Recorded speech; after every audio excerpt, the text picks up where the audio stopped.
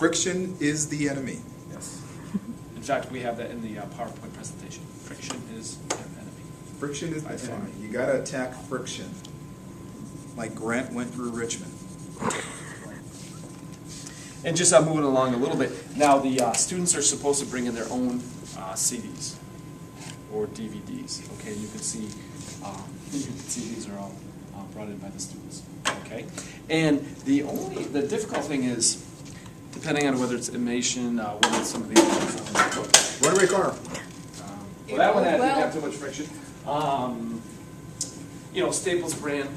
I think the diameter here could be off a couple different, a few thousandths, okay? Because some of the spacers that you can use are really, really easy to slip into here, and other ones, it's you can almost press your thumbnails off trying to push the spacers in there. Okay, but in your kit, you should have 4 of these washers or spacers. Okay, and one other thing about this kit, everything in there you could basically get at your at a local store. Okay, these are actually faucet washers that you could get at Home Depot or Lowe's if you ran out or if something happened in one. Or you could always just give me a call and I'll throw some in the mail. But just a standard washer. Okay, and these black things, these are cable ties or zip ties found at Home Depot and Lowe's. And actually the mousetraps, I believe, came from Lowe's. So, but anyway, if you look in your kit, you should have 4 of these, and I'm going to give everyone 4 CDs, unless somebody wants to be really creative and try to do 3 wheels. It's up to you.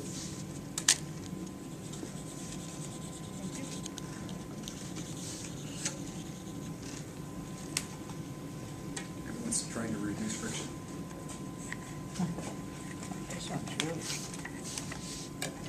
And the most difficult part of this Mousetrap car is to get to the point where you have a rolling chassis. It's Why is this one so tight?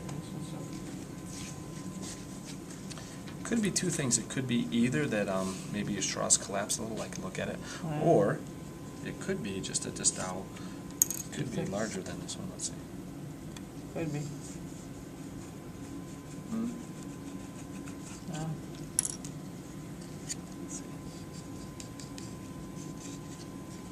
What you could do, sometimes if the kids do that, I just kind of like push to try to make sure if there's like a little defect in, or little flat spot in the straw that I can move it.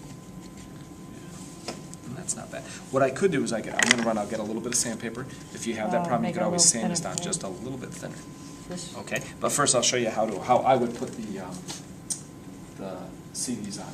Okay, what I would do, usually the kids like to have the shiny spots, shiniest part on the outside. That's up to them. Okay, but what I would do is take one of these spacers.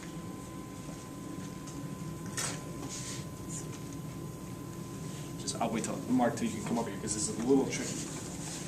Let's see. What I would do is try to push it in here. Now, if you have the kids, okay, your students, if they hold it on the outside and they push like this, you know what they're going to do? They're going to crack the CD or the DVD. So what I would do is try to have them hold their fingers in real close, and it should be in there really, really snug. Okay, that one didn't go bad. Okay, let's try another one. Okay, and actually these are popping in here pretty good. Okay, if you had a situation where no matter how hard the student tries to push in that washer, they can't, you help them, and it doesn't work for you either.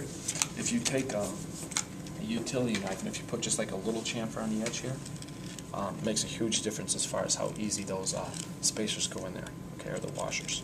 Okay, and if they get too carried away though, what'll happen is the wheels are going to fall off of these spacers a little too easy. Okay, so can you see if you guys can go ahead and push those in? Okay. Did you have trouble? Yeah, a little bit. Put a little dishwashing stuff. I wouldn't use the dishwashing liquid yet. We'll use that when it goes to put those on the axle. When you go to put the CD and the spacer onto the axle, what I would do is, if you try it first, it might be kind of really, really tight to get it in there. Okay, so a little bit of dish soap should help out a lot. Okay, you spin that in there. Okay, and you probably, I don't know if you notice how much easier it went on there, but if you actually try it, you're going to see it makes a big difference. Yeah, I dipped it. Yeah, I can do it again. And then once you get it on there, rather than just have the kids push, again, if they push against this part of the CD, they're gonna pop it back off that spacer. So I'd have them push, put their fingers here, kind of just twist it. And then you can actually use these spacers to center where you want the axle to sit on the car. Okay? Do you know right now, does it matter which is going to be the front, which is going to be the back? Dan? No? No, doesn't matter. Okay. If I put that in there, and I have my center mark, so that's just about in the middle of the car. So depending on how much space you leave off of this, the straw, will determine where the axle sits. Okay, do you know what I mean? Right here. You want it right in the center? About in the center, so I'll slide this back just a little bit. Okay. Just a little bit. Okay. Now, putting the next one in isn't quite as easy as the first one. It's a little harder. Okay. Do you all want to try to pop that one on first, and then go to the next one? Can't pop them? Are you halfway popping it off? Okay. If that doesn't, and you're going to be actually doing this with the kids, right? Yeah, that's what I wanna So see if how you you have do one it. that's really, really fighting back, just take this and just put like a little chamfer, not much. You see how I'm taking off like Yep. just a very little bit. And I'll try it. Should pop right in there. Are they still on?